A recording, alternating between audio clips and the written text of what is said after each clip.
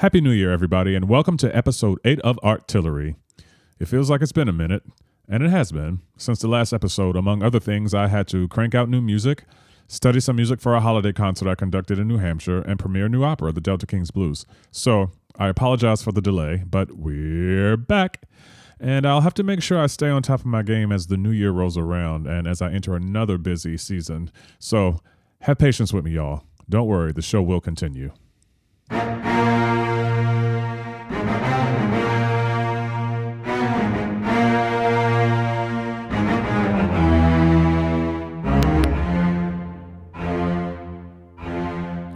And of course, this gap between episodes was not lacking in newsworthy arts headlines, namely, pun intended, the renaming of the Kennedy Center. I'm not going to even get into that because we all know what happened or didn't happen, but I am curious to see if this lawsuit about the legality of the name change, which was brought on by U.S. Representative Joyce Beatty, has any traction. And kudos to her for speaking up and out to the public when they allegedly muted her in private during the meeting where the name change supposedly won in a unanimous vote.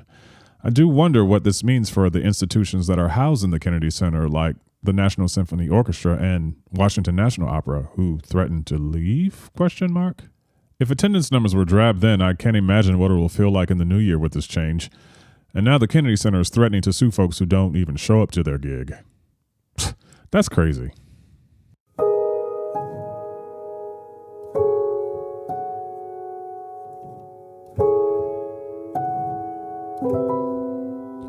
Artist censorship was a major topic of 2025. That, coupled with the war on DEI, grant seekers and presenters were put in a peculiar predicament.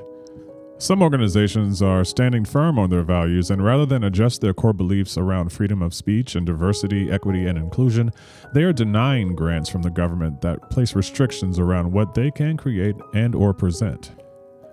Michaela Taufigi of the New York Times reported that the Denver Philharmonic Orchestra declined an $8,000 grant. Portland Opera, where I'm music director, said it would not apply for future federal grants while these restrictions were in place. And most notably, the Arts Center of the Capital Region declined a $50,000 grant based on the worry of censorship. If I had a crystal ball, I would venture to guess that many of these organizations will find funding elsewhere, which makes me wonder what the philanthropic landscape will look like over the next few years. Is this actually the boost we needed? Or is there a silver lining around all this nonsense? That actually might be an interesting story for a future episode. Anyway, let's get to the art.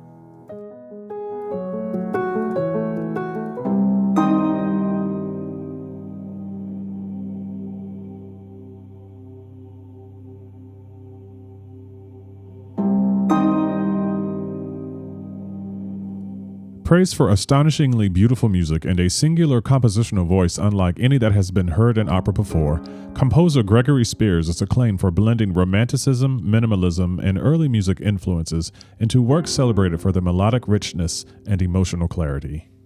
The 2025-26 season brings the world premieres of Spears' newest operas, Sleepers Awake at Opera Philadelphia, as well as Secrets at the Frick Collection and Bartleby at the Tucson Desert Song Festival.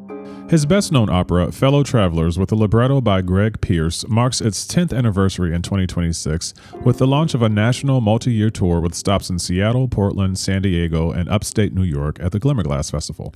Set in Washington, D.C. during the McCarthy era of the 1950s and focusing on the Lavender Scare, a witch hunt that led to mass firings of gay people from the United States government, the story centers on the love affair between two men working for the federal government. Hawkins Hawk Fuller, a State Department official, and Timothy Laughlin, a recent college graduate working in a senator's office. The libretto was based on Thomas Mallon's novel by the name of, you guessed it, Fellow Travelers. I was able to sit down with the composer, who I didn't know personally before this interview, but by the end of it, I felt like I made a new friend. Well, thanks for being on the show. I appreciate it, Greg. This is the first time we're actually meeting. I know. I've heard much about you. I'm glad we're getting to meet this way. Likewise. So, tell me a little bit about your journey as a composer. Oh, let's see. So, I think you know this actually. I grew up in Virginia, so southeastern Virginia. Shout out to Virginia. That's right. And I was actually born in Norfolk, but then I was in North Carolina for a while, but then came back to Virginia for junior high and high school, which is sort of the time when Okay.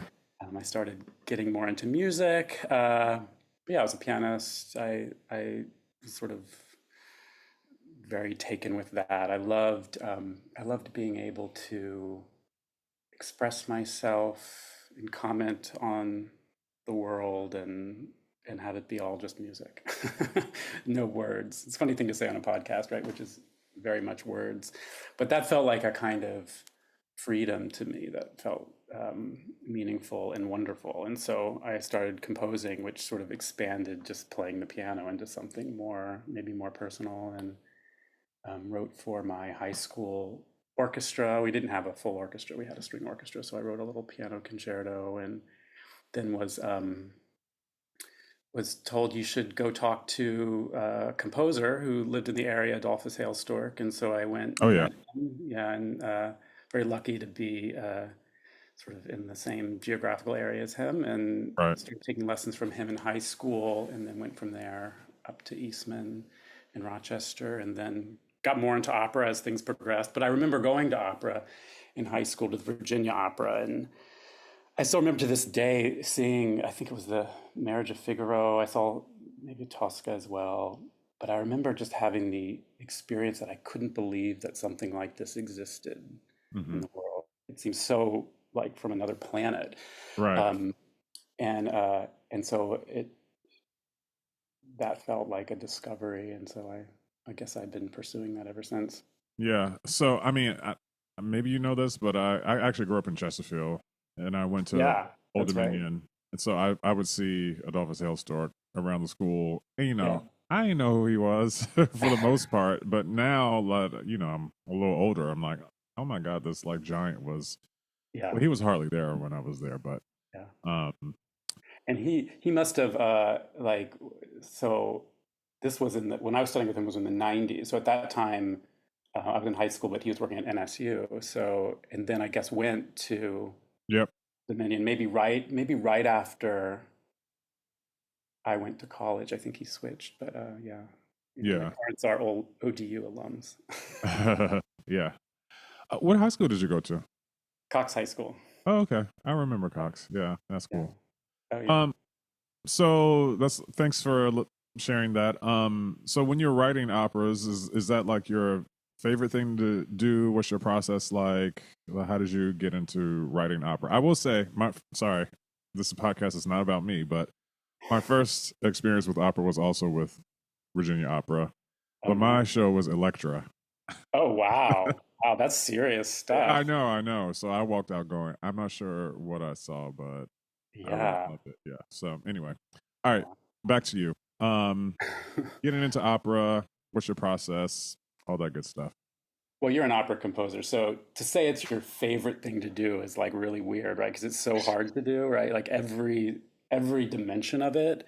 Yeah, And so maybe that's why I like doing it. There's so many dimensions, and like you figure out the counterpoint for this scene, and then all of a sudden you're trying to figure out like rehearsal schedules. There's like every dimension of challenge in the art form that you could possibly imagine. right, So, favorite thing to do, I feel compelled, maybe I feel compelled, I feel drawn to it.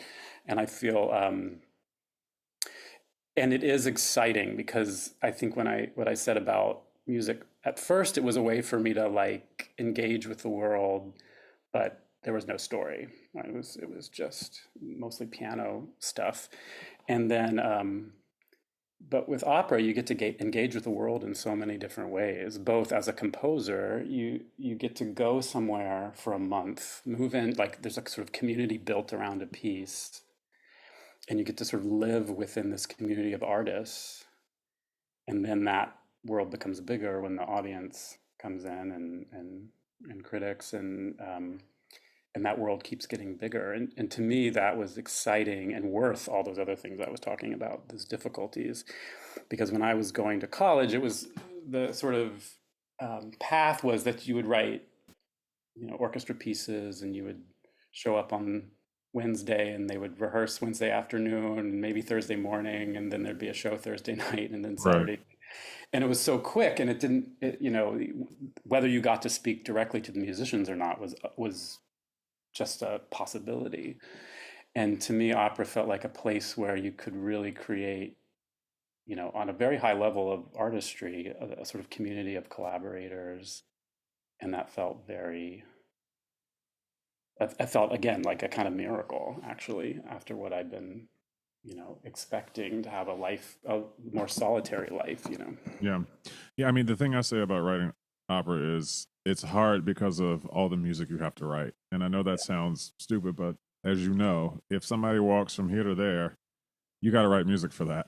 Yeah, yeah. It's like this constant output of like trying to figure out what world you want to create. But anyway, so is Fellow Travelers was that your first opera?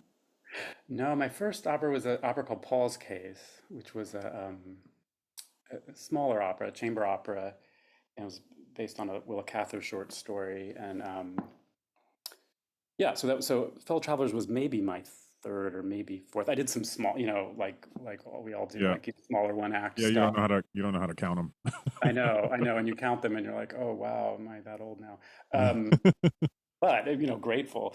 Um, so yeah, so it had some experience by the time I got to Fellow Travelers, and the first opera, Paul's Case, it's about a teenager who like can't connect with the world around him, and they can't connect with him, and it ends very tragically. And Fellow Travelers is all about, it's a love story, so it's about like connection and the complications of connection. And so it felt very different than that first one, much more naturalistic. Fellow Travelers is, with ordinary dialogue, because you, of course, will probably have a response to this too. In opera, one of the hardest things to do is to just create a world that feels natural, Yep. that doesn't feel strange. Hmm. It can feel miraculous, but I don't want it to feel strange, and you want it to feel true. And dialogue is the site at which that is very hard to do, right? Hmm. Singers who are counting and doing all sorts of math in their head can also sound like they're making it up on the spot. And I Yeah, feel like most of our goals is that it feels so natural that you almost don't realize it's something that's notated and crammed into this absolutely. old-fashioned system. Yeah, setting, recitative is one of the big fun parts, I'll just say, of of of writing opera. But I'm gonna go back to one question real quick. Yeah. Um in other works that you write, do you feel like opera has influenced the way that you write for other things, symphony or orchestras, piano, whatever? Yeah, I think yeah, I think for me, like structure is always this huge question, and like what is, and not just structure, and like what is the outline of a shape? So not form just as a description of a piece, but form as in what does this piece actually do? What Hmm. does the form that it's given actually result in something? And so in opera, that's oftentimes a really obvious question and answer. You're telling a story, right? So there's a Right. purpose to the form. And if the story is not being told well, or it feels untrue, or artificial, or boring, God forbid, then your form is wrong. There's something wrong with your form. So it's really easy to test out. It's hard to have an artificial form in opera because it's easy to test whether it's working. But without words, then you have to, for me, I'm like, okay, so what is this piece trying to do? And that's a complicated question for a string quartet, right? Oh my gosh. I just finished writing a string quartet and I thought it was going to kill me. Yeah. Yeah, I totally. And so you're like, like, how do you make a piece that feels like it has something at stake, you Yeah. know? Yeah. When you watch an opera, if you care about the characters, almost by default, there's something at stake in that musical form. And in a string quartet, it's harder. It's more mysterious, and it's actually more mystical to me, writing like music without words. And I have to like, I don't know what the answer is, but I feel like it works a different muscle than the opera stuff does. And so I always want to go back to it because I feel like I want to regain that connection to a more mystical understanding of what's at stake Mm. on a musical level. Which doesn't mean it's purely musical, because a lot of what music does. I once had a composition teacher. I actually can't remember who it is, which is, I should figure it out. But they said, if the simplest definition of form is to repeat something. Then you have musical form. Is to have like something, then something else, then you come back to the first thing, and then you have meaning, and then something's at stake because you've been somewhere, you've left that place, and you've returned. I always think of it as the prodigal son sort of idea of form, you know. Right. So ABA or 151, whatever you want, but then you have like that meaning, and somehow in music, something's at stake as soon as you do that, make that circle. Hmm. And yet it's hard to do. Like I do it sometimes, and I'm like, well, I guess I technically did that, but somehow I don't feel in my heart that it matters. And then I'm like, oh shoot, I better. That's when I get stuck, you know. And I'm like, do you so it's hard. do you feel like your music has to always mean something, or something always has to be at stake? Yes, I think yes, but I think that that's a complicated thing because once some dancer, I'm a big ballet fan. I'll just confess that right now. And how, as nerdy as that sounds. And there was some documentary I was watching, and this ballerina was saying about these abstract dances of balancing. And she said they they they don't mean anything, but they're meaningful. And Mm, so that's what I mean, like at stake. There has to be something that feels like um, something that you care about is happening. yeah. And even though like meaning is a harder thing. So like I would say like, you know, like sonata form where you have these two different themes and they sort of get put through this development section and they return in the same key, that like somehow what's at stake is how do you take these two really different themes that have a totally different sensibility, and then how do you put them into some sort of world in which they're creating some sort of harmony or Yeah. some sort of communion, let's say. Yeah. And so when I say meaning, I don't mean like uh, maybe sort of a like a message, so to speak, but a kind of presence is maybe the Right. No, that makes complete sense to me. Yeah, totally get it.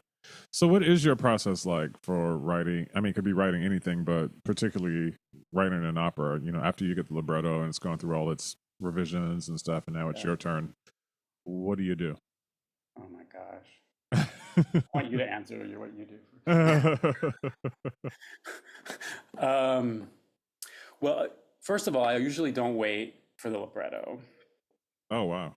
Um, and that's for two reasons. One, the deadlines are usually, well, you know, are kind of tricky, right? Can we talk about that for a second? Yeah, Can we talk about the unrealistic yeah. deadlines that are? Anyway, go ahead. Well, and also like the piano vocal is always due first, but of course the piano vocal should be something that's made after the piece is done, right? Not while it's being written. Craziness. Um, I could okay. I can already tell that I could talk to you for a very long time. So I'm gonna try to just keep myself together and just let you talk.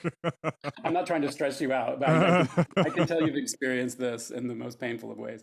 Yeah. Uh, so yeah, so like I can't wait because I have to get ahead of it because I found I can't really convince anyone that they should plan 2 years earlier than they do. Um, because that's hard too, actually. They have their own challenges on the other side of it. Particularly But now, yeah, yeah. yeah, it's really hard to know what's happening, you know, 4 years ahead. But so what I do is if I know the topic, or in the case of Fellow Travelers, like there's a book, you know, it's an adaptation, and I'll read the book and then I'll just start writing like little sort of musical souvenirs or postcards of like my reading of the book. Like this sort of, oftentimes they're like little mood pieces. Mm, And so I'll just like collect all this material that for me is resonating with the same thing that my librettist is going to be constructing the piece out of. And so then when the libretto arrives, I start like this kind of matchmaking process. I'll like bring some music sort of to a scene. And what's really fascinating about this process for me is that usually the music never matches up how I would guess it matches up. So like I'll write, I'm just making this up, but say I write a little piece about like what it feels like to be in Washington, D.C. in the 1950s in September and it's muggy outside. And that's where the opera starts. So you write that and you file it away and then you wait 6 months for the libretto arrives. I can almost be assured that that won't match up to scene one in which that's actually happening. It's Okay. like very counterintuitive, and like the matching process, sometimes in music that I think is the most angst-ridden music about someone who's being torn up inside will like be nice dinner time music, where not much is happening. And that's where I really believe you have to kind of follow the music, and that music is deeply counterintuitive, and that it has a sort of wisdom that we don't have, and that we can, as composers, push it around and sort of assist it, Uh-huh. but that we ultimately kind of have to pay attention to what it wants to do. That sounds a little bit weird because we of course are constantly wrestling with these like hundreds of pages of score.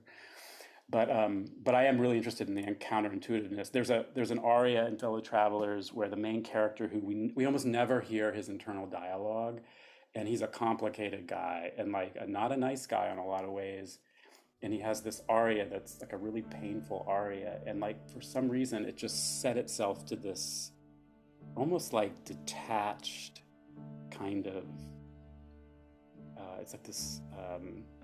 Kind of strumming, like the chord like doesn't change for like 3 minutes. Like it was really surprised me that that text would ever want that music to set it. And yet once that happened, I was like, oh, I think that's right. Especially if music does something that's really unexpected, I always want to follow it. Bricks, a fireplace,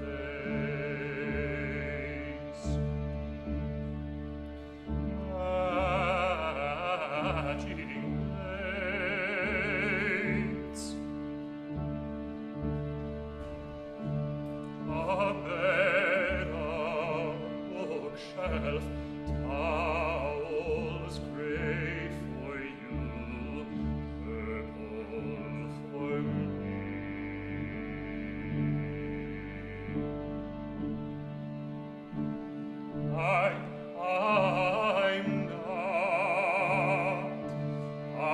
I'm not one of those. I'm not skippy. Either are you. You'll never be that. I'm not one of those squeals and aprons, dangling spatulas. I'm not one of those. Stay,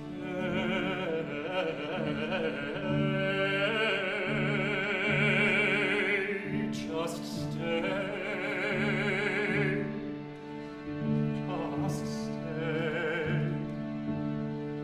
Come over here. There are things we can have.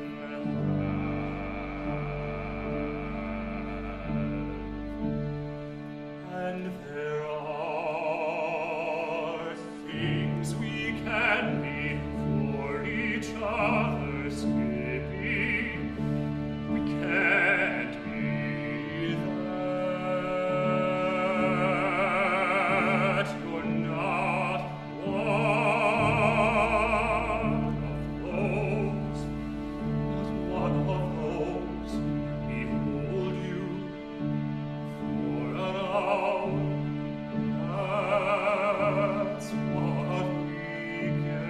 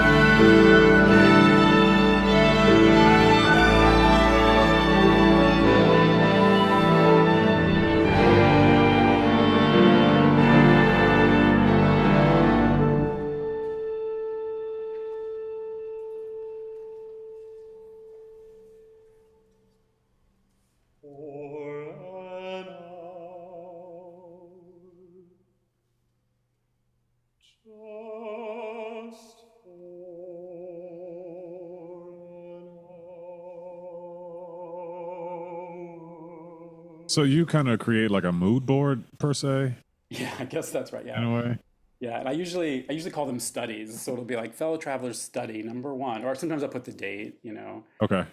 And so I just have this like folder full of stuff, and it's usually like notated like you would think I'm a madman or something. Like it always looks like a kind of disaster area, these little sketches. And but it helps me too. Like I find if I sit down and I like read a libretto and I like light some candles and I think and I sit down to the piano to write some music, like it never will happen. Like it'll never happen. Like it only happens when I'm exhausted and I've been grading like papers and I like sit down like at 11:15 and I'm like, just sit down at the piano and then I'll write something that'll actually be useful in like 4 minutes. That's amazing to me. I can't write a note until I have the libretto.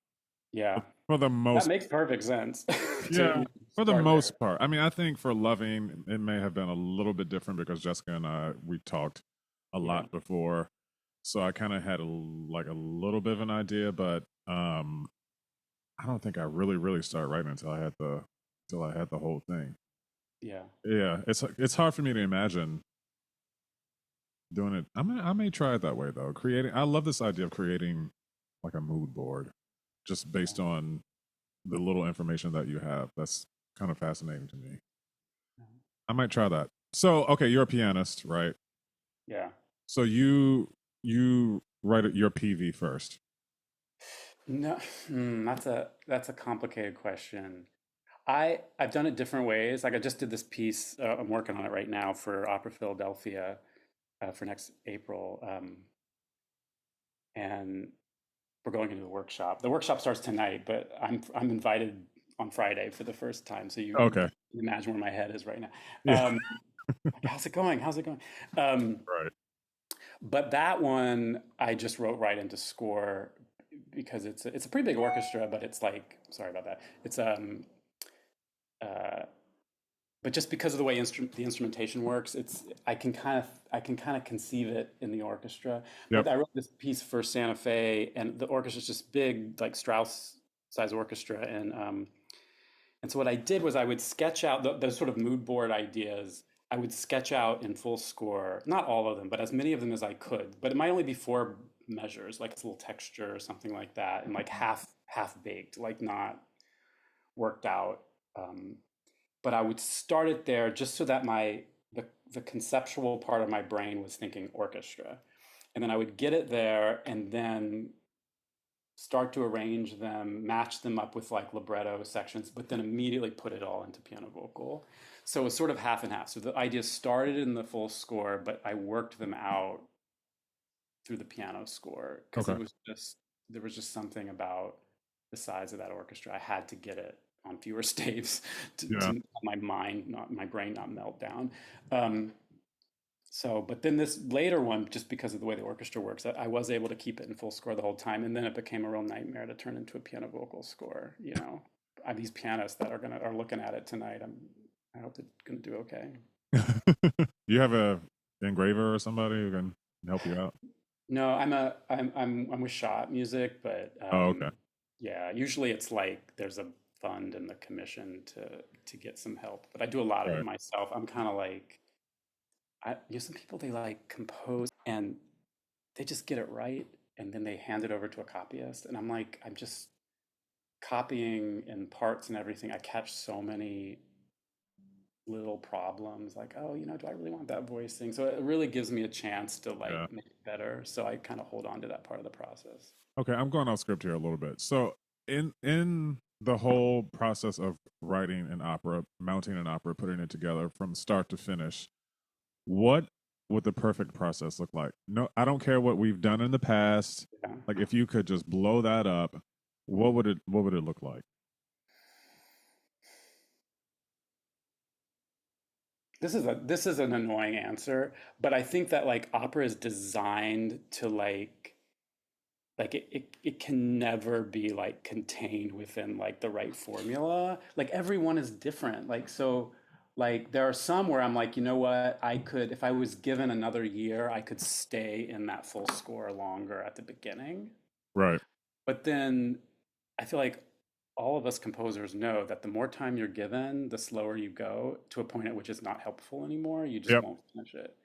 And so there's this weird kind of like zone between like it actually has to be imperfect or you'd never finish it. If you were said, give me everything I want, like it would result in like it would be like 20 years later, they'd be like, are you done? And I would say no. Um, Not for me, because I like deadlines. If you tell me it's due, then I'm going to turn it in, and yeah. after that, unless I have to make some significant changes, I'm not going to think too much about it. Yeah. Yeah, no, I believe in that. Somebody asked me with Fellow Travelers, it's turning 10. The premiere was in 2016, so it's turning 10 next year. I'm like, are you making changes? I'm like, absolutely not. No, at this point, 10 years? Come on No, now. All it right, was, go ahead. no, no, I'm done. Oh, okay. Yeah. All right. So this is the 10th anniversary. There's a Yeah. big tour that's happening um at starting at the end of this year. The first production is Seattle. So I think it goes up in February, I think. Yeah. Okay. Yeah. Yeah, All right. Starting in Seattle, and then I know Portland's doing it. that's right. Who else is doing it? I think after Portland, San Diego, and then Glimmerglass, and then and then for everything beyond that, I will refer you to Kevin Newberry, who has all the details. I just don't want to announce something. I don't want to say something that Yeah, I'm yeah, not. yeah, no, that's cool. You know how that is, right? It's Yep, yeah. confusing. All right, so it's the 10th anniversary. Yeah. What is this? What is this piece about for those who haven't seen it? I saw it in Virginia. Oh, By great. the way, yeah, In Richmond or in Norfolk? I saw it in Richmond. Oh, nice. Yeah. Yeah. Yeah. So it's a piece. It takes place in the 1950s during McCarthy era, and sorry, I just got self-conscious because you know this as a composer. Composers hate like doing the like, or maybe you don't, the like paragraph description of the No, I story. absolutely hate it. Okay, That's good. why I sent you the question before. That's why you're sitting back and like, let's see if we can do it. You're like, okay, he failed. He failed. Okay, 1950s DC McCarthy era, and so there's sort of like sort of anti-communism witch hunts are going on, and sort of what was going on at the same time was something called the Lavender Scare, which is where the government was finding and then firing employees in the State Department, and so within that world, we meet two men, Hawk and Tim, and they fall in love and have an affair. And so basically a love story. And at the same time, they're trying to negotiate this world in which sort of both of their jobs are at stake. And anyway, I don't want to say too much, but it ends both tragically and I think unexpectedly, which is part of what I actually liked about the original story. And this was a commission from. It started out actually it originally started out a gentleman by the name of Sterling Zinsmeier sort of got the project going with some funding and then paired up with Cincinnati Opera to commission the Oh, that's right. work. Cincinnati. Okay. Yes. And they premiered it and then made a recording and yeah, they're great. I don't know if you've worked with the Cincinnati Opera folks, but they're Yeah. Not yet. And this was their idea. They came to you with it. Actually, the director Kevin Newberry. I mentioned my first opera, Paul's Case, a while back. He went to American Opera Projects and asked Charles Jardin like who are some composers I should be paying attention to, and he was actually at a show, and I happened to be at the same show, and Charles Jardin was like, "Well, here's one right over here." I mean, that's New York for you, Right. and so he introduced me to Kevin, and he said, asked to hear some of my music, and I said, "Well, I have this workshop." I think it was like a month later. And so he went to the workshop for Paul's Case and then said, okay, I have this idea of a book that I think might make a good opera. Would you read it? And so he would go on to then direct Paul's Case and then pair up with Sterling Zinsmeier and eventually Cincinnati Opera. Okay. Fellow Travelers, yeah. Okay. So it's sort of an unusual gestation in the sense that it wasn't quite a company that planned it, but it also wasn't me and the librettist, who got together first. It was more Kevin liking this book and then me saying, yeah, I think that can work. How do you feel about being it being called the Gay La Boheme? a game. I'm like, if that sells tickets, I am totally like that's actually what I thought when I saw it. I'm like, ooh, maybe someone will buy a ticket. But I do. This is why I do like that tagline because I do like the idea. I really look at. I'm a big opera nerd, but I look at all this like 19th century opera and 18th century and even earlier that there's all this like technology sitting there like waiting to be used, Mm. and then we can like put it to whatever use we want to put it to. And and that there's this, and I just see that kind of, I don't know, I see that as like a part of like being an American composer, that there's just like all this stuff we can just like grab it and be like, okay, well, this stuff that was used to tell the story of La Boheme, we're going to use some of that stuff to tell the story about these two gay guys in Uh-huh. DC in 1950. You And see that I, with West Side Story like all the time. yeah, I feel like, yeah, or Romeo and and so, Juliet, I should say. yeah, absolutely, like that, and there's something that I like about it because it both like speaks to the past and says, okay, there's these great things we can use, these great techniques for writing a love duet. They're like sitting there in libraries. But it also feels kind of scandalous a little bit, because like it wasn't meant to, the love duet was not meant to go the way the one in Fellow Travelers goes, right? Like Uh, whoever designed that was not anticipating this. Um, and so I like that. I always like that growing up in southeastern Virginia, like I didn't really have any friends who were into classical music, so it was like this like secret thing, and Hale Stork would be like, "Oh, there's this composer Stravinsky," and then I would go and like learn about Stravinsky, yeah. and like it felt like this kind of magical world. So yeah, so I think that using that old technique for new work is something I'm interested in, and how to like blend that with other things to further kind of um, change up the sort of matrix of how it speaks. So like there's a lot of minimalism in that piece, Yeah. which I mean, you use the things from the past because, particularly the pieces that sort of are quote unquote standard rep now, because that stuff works. And, yeah, La Boheme is successful because of the way Puccini set it up. And, yeah, a lot of ways, of course, the music is beautiful too and all that stuff. But, the way he told the story, I mean, I think there's a lot that we can absolutely steal from. I'm sure I do the same thing. yeah. um, And we still don't know how it works. Like that's what's interesting to me. Like all the college I went to, no one has ever really been able to explain to me certain things. I think college is actually designed around what are the things we can't explain. Well, we can explain how voice leading works in Bach. We know how to do that. We can like right. theorize it, and so we can have a class in it. But it's hard to explain why Puccini works, and that's why we don't. I don't know. I didn't. There were no classes in Puccini where I went to school. Yeah. Um, maybe how to sing it, but not as composers. We weren't looking at that. We weren't looking at Verdi. Definitely not. Or Bellini was like no one even knew who Bellini was a painter as far as anyone was concerned in my A drink. undergrad. I'm like, what about La Sonnambula? They're like, that's not a painting, I know. Okay. Yeah, it's true though. So in terms of like, what is your personal philosophy on writing for or about issues that revolve around political topics?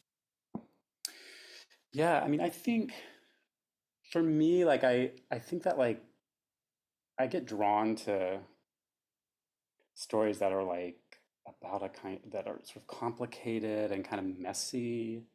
They're often about like colliding allegiances, if that doesn't sound too fancy. And so I think that um, and I think that Fellow Travelers has that, and that's part of what I was drawn to in it is that it's this political world they live in, and yet the characters are super fraught. Like Mm. Hawk is he went to Harvard, and he's like working in the State Department, um, but he's actually you know acting really sketchy toward Tim, the other guy, whereas Tim is like an anti-communist, like he feels like communism is terrible. And I mean, all you have to do is look, at what happened in communist countries in the 1950s to have that be confirmed. And yet at the same time, he's allying himself with a McCarthyite who's, like doesn't have any space for him in that world, and in fact are coming after him. And so I think that the piece is super complicated, and I think that I'm interested in pieces that are kind of about the complications of life, um, in that sense, maybe more than politics. Sometimes in politics things are very clear cut, Mhm. and I think that opera is really good at getting into the paradoxes of life, getting into the parts of life that where certainty is not possible. Maybe I did a piece for Santa Fe called "The Righteous," and it's like um, sort of all about this, about our desire for a certain kind of certainty, um, and so. And so, while there's a sort of like moral dimension to art, I think it's also good at looking at how do you live in a kind of messy world. So, in that sense, it maybe doesn't map cleanly onto like a sort of political. Um, Politics is more practical than that, perhaps. Mhm. um, but one of the things I do think about, and maybe politics isn't the right word for it with opera, but I think one of the radical dimensions of opera is the way it insists upon insists upon making, this is going to sound like a slogan, and taking what might, like, the word space has become very metaphorical now. Like if you think of like what spaces are we in, and what I love about opera is that we're actually in a space, an actual space, like putting a bunch of people in a space and having uh, another group perform a story, sort of unmediated by screens, by technology, relatively unmediated by, like, when I'm watching like, an opera on YouTube, I get like a commercial for, fill in the blank, Right, like a right. space that's unmediated by this kind of world in which we are being kind of, our attention is being commodified. So there's a way in which live performance to me feels like an act of um, a sort of respite from a world that's in this sort of total flow of technology and Mm. uh, and um, and I think that I think that's something to do with ritual, and I think there's a lot of places like this, whether it's the baseball park or the church or the Uh-huh. opera house, that really take us away from what we're doing right now. Sitting in front of screens. And to me, there's something so fundamental about that. There's something so visceral about that and embodied about that, especially with opera, because when you see an opera singer singing to you, that's when I got hooked on opera, actually writing it, was being in a room in a workshop and being like, oh my gosh, Mhm. what is happening here is untranslatable. Yeah. Um, that it has to be a literal space that we're in with another person. And there's something so human about that that then transcends any story we could actually tell in a way. And so I feel like I'm always getting that message from opera, which feels very, um, very needed in a way, along with the actual story being told, which is what Right, doesn't right. matter. Yeah. Well, it seems like you're able to strike a pretty healthy balance between, writing stuff that's sort of, in your political versus, the purpose of art. Mhm. It seems like you have a good handle on how to balance those things. Yeah. Where, I know some folks who, I guess I could just speak for myself. Sometimes it's hard out here. Yeah. And given everything that's going on, and then you have to go to work, and then in your work, you're writing about complex issues. Um, so you don't feel like you have that respite because, for me, my recipe right now is peace and quiet. Like not listening to any music, not going anywhere, just sitting on my couch with my eyes closed. Mm. Because I feel like there's nowhere for me to go. And like, how are you doing right now anyway? Like with everything that's going on, are you able to? Like, I'm really worried about the artists who are out here Yeah. doing their thing right now because it's a tough time for everybody, but in particular, I feel like artists are struggling. Yeah. I mean, I always, this is sort of dipping back into the last question, but for me, art was always about like a kind of humanity, like a kind of grounding ourselves back in like humanity. And even like in Shakespeare, like there's characters you don't even like, in Shakespeare, but they're incredibly human and they're incredibly flawed, fallen, the fallenness of humanity. Um, and I think that art brings me a lot of consolation. And so I hear what you're saying. Part of it's like, oh, this thing that you've learned to inhabit as a kid, for me as a teenager, as becomes all of a sudden tied to all these more banal things of how do I make a living, like in your teaching and Right. uh, you're negotiating these institutions, different institutions, and like how do I work within this company, that has this dynamic or which is again part of why I got into it because I want that. But it then becomes very it brings that personal space into the world in a way that can certainly be exhausting. But I think at the end of the day, I've just always felt like art was a lifeline for me, and so I don't want it to sound kind of too sentimental, but I'm like so grateful for it. I'm like, oh, Yeah, no, that's a really thank good God way I of can do thinking this, about it. Uh, I mean, that's a good way of thinking about it. I mean, it seems so simple, and I have not taken that approach. I should be, grateful for the fact that I do have this art that I can kind of lean on and let it out. So actually, that's really helpful. Thanks. I know you didn't plan on being my therapist today, but I'll send you a I don't know. bill. Tell me if it works out. I'm working on it.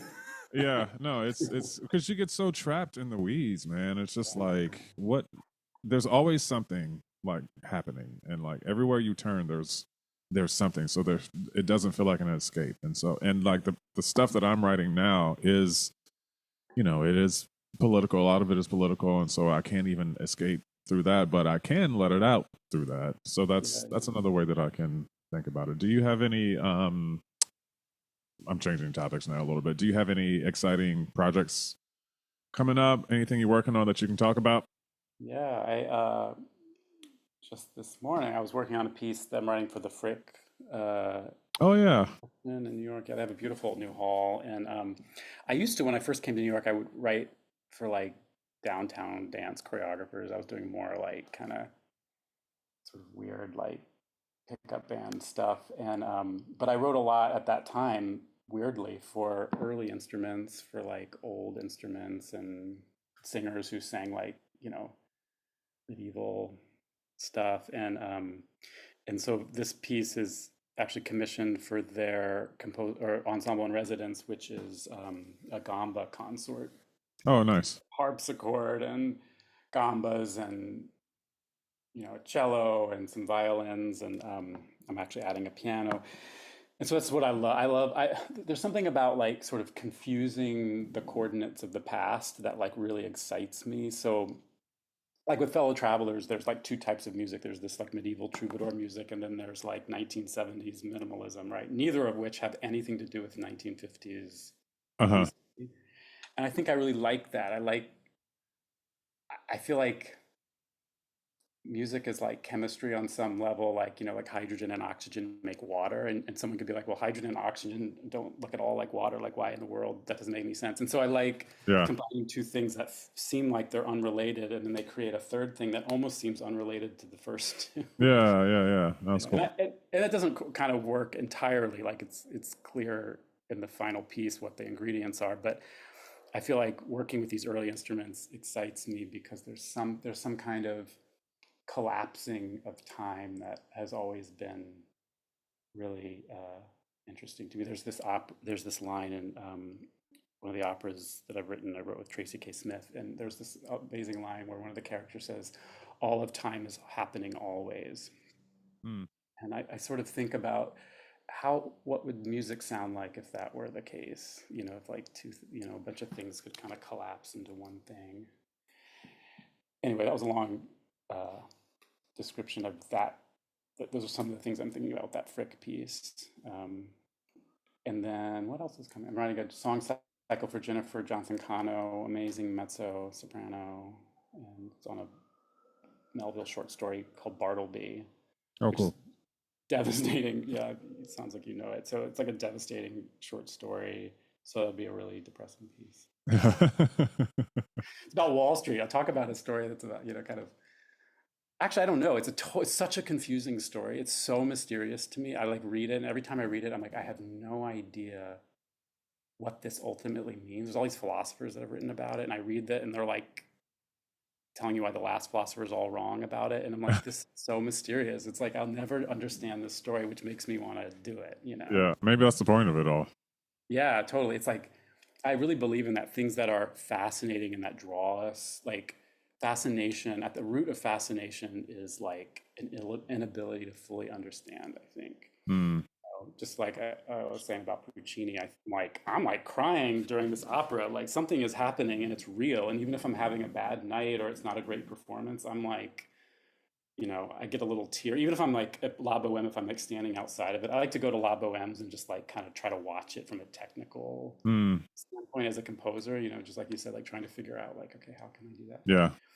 And no matter how detached I try to be, by the end, I'm like, it pulls me back in and I can't quite reverse engineer it. I'm like, okay, that's what I'm interested in. So Bartleby is sort of like that. Yeah.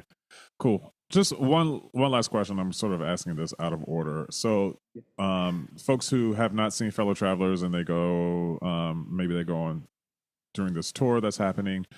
What should they listen for? You mentioned this sort of juxtaposition between this sort of minimalism versus this troubadour type music. Are there motifs that carry the story along? How'd you craft it?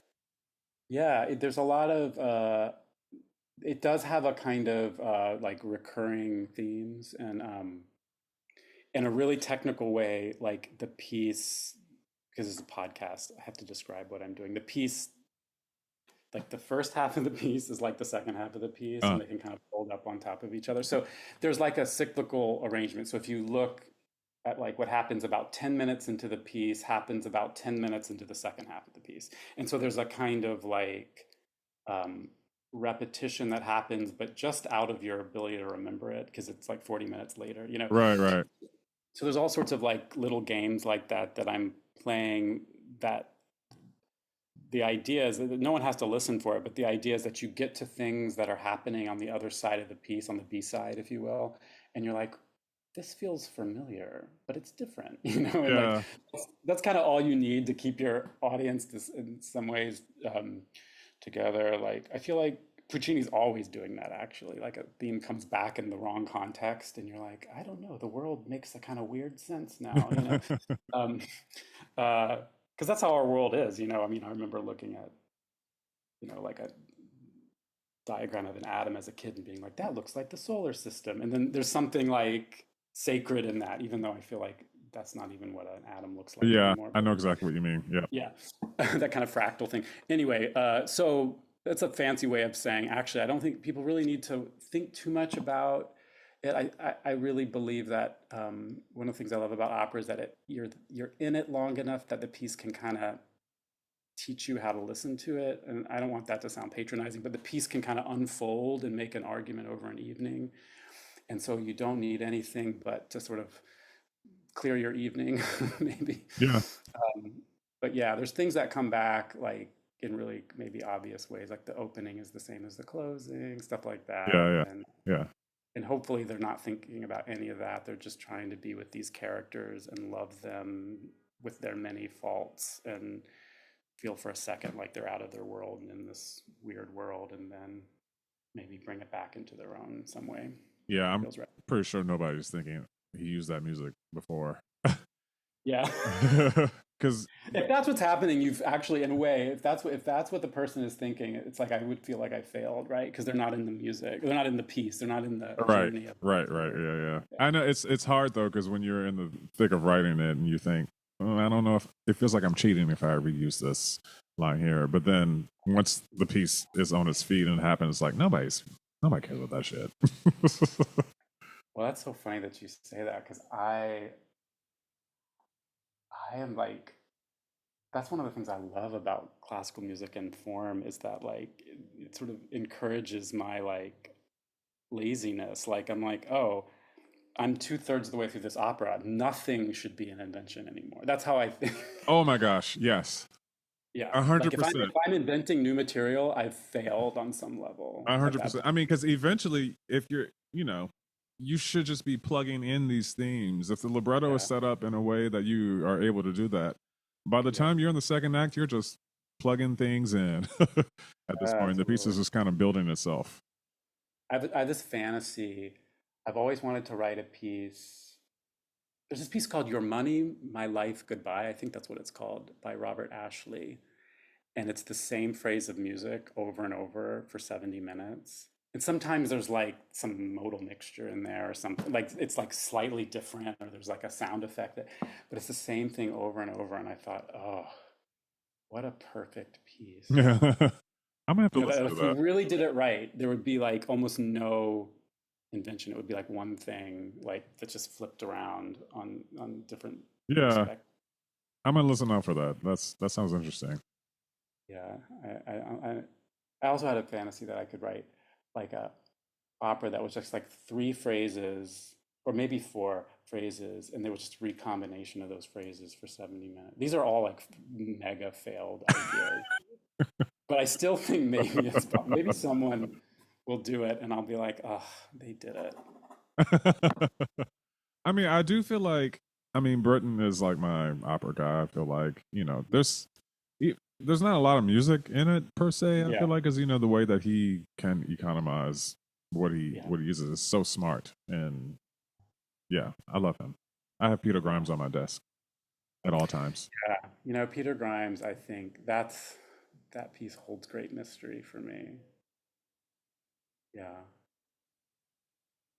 Sorry, I just had a moment. No, I just had it's all good. I let it happen. a Britain-esque moment of contemplation. We all have them.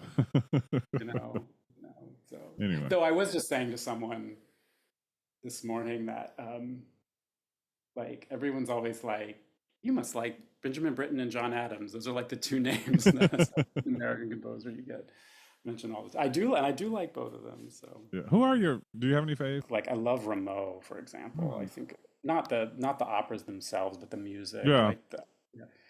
um, and there's just something about how it moves that just disarms me entirely. And there's some of that in Fellow Travelers. There's this kind of like weird French Baroque, I could see like that. Yeah, content. yeah. Yeah. And I really love that. And then who else? Who else do I? Of course, I'm going to draw a total blank. But then I love like David Lang operas. I think are really Yep. totally different. It's like total warmth and then total like what's the right word for David Lang? Like a kind of like almost machine like Hmm. celestial beauty, but like not like plush warmth that you would get with Rameau. So Right. Yeah. I always think of David Lang's operas. They all feel familiar to me yeah, for some reason. There's is that good or bad? I think it's a good thing. Yeah. Yeah. Actually sang in, what was the name of that opera? The Difficulty in Crossing the Field. Have you Oh yeah. have you seen it or heard it? I think I did see it. I know I've heard it. I think I might have seen it out in New Jersey, maybe Okay. like in Montclair, maybe. I just remember thinking the whole time, it feels so familiar to me, but also new and fresh at the same time. Yeah. Something I think a lot about is I talk to my students about it sometimes is like how the material can be really familiar and then the process be really unfamiliar. Mm. Or that there's some sort of tension. Like I think we think about music, we think of we're trained to think about music as tension between dissonance and consonance. There's just like this binary that Right. we're like pounded into our heads, and then, but I think like the tension that I find really exciting is like when there's tension between content, process, and form. Like there's some sort of negotiation that's happening. That's and that for me opens up a world of minimalism, which isn't about tension and resolution on the kind of like dissonance consonant level in the same way. I feel like David Blang's, there's something about like the content feels familiar, but then the way it's projected into the world is so unusual that it like lights it up in a way. Yeah, that is actually the perfect way to describe it. Yeah, that's great. Anyway, well, I really appreciate your time. I know. I feel like we just had a conversation about music. That was fun. Yeah, we did. It was cool. I hope I get to meet you in the flesh one day. Yeah. I want to see your opera. Is there plans that you can Man, we're announce? trying. We're trying. Yeah. But that second performance is the one that is like the toughest to get, I feel like. But we've had some bites. Nothing I can really say concretely right now, but I have hope that it'll happen. We've had some pretty interesting conversations so far. A lot of folks want me to reduce it. Oh yeah, that's a whole nother conversation we could have. Yeah, about... I'm gonna hit unrecord or hit stop, and then with that Okay. conversation. Anyway, thanks for being on the show.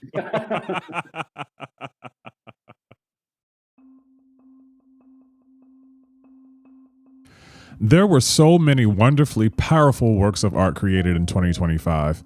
And if I had to pick an artist of the year, for me, that's Amy Sherald. And if you've listened to this podcast before, you'll understand my love for this woman. There were also a couple of poems that I didn't mention on here, but were a part of my world. One is a poem by Alison Hurwitz called America, We Hope This Is a Mammogram. And another by Kelly Forden called America 2025. My homeboy Sean O'Pepolo dropped what I consider to be the album of the year, at least on the classical side, and that album was Songs in Flight. And congrats on your Grammy nomination, homie. Those who have voting power, kindly consider voting for this monumental work.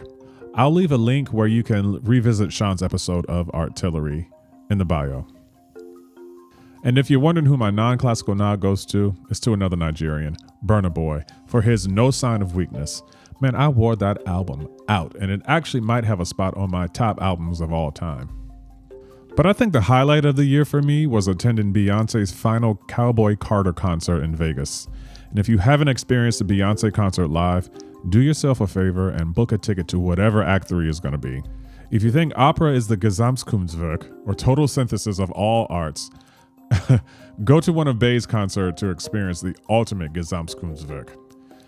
Meticulously curated, visually stunning, an oral feast, it was the best concert I've ever attended. And what struck me the most was seeing people from so many different backgrounds gathered simply to enjoy a show together. It made me reflect on what the classical world might learn from this experience, and perhaps it's not entirely a fair comparison, but there is certainly a kernel of insight there that might help us better understand how we can engage audiences. And professionally, I didn't have too bad of a year. Premiering 2 successful operas, I got some awards. I won't go into all of it, but as my friend Jasmine reminded me, I ate. And I started a podcast. And I also want to recognize that this was a very weird and tired year as well. And I kind of hate the expression 2 things can be true at the same time, even though I know that it's true. But as a way to quantify the year, so be it. I'm looking forward to talking to more artists in the new year, and there's so much to discover and so many people doing amazing things. Keep supporting Artillery because the best is just around the bend. Thank you for your support. Thank you to the listeners. Thank you to those who sent me notes to let me know that you were tuning in, those who bought merch, and I want to send a special thank you to Joelle for all the graphics. Wink, wink. Here's to a happy, healthy, and blessed 2026, y'all. And here's to keep on fighting the power.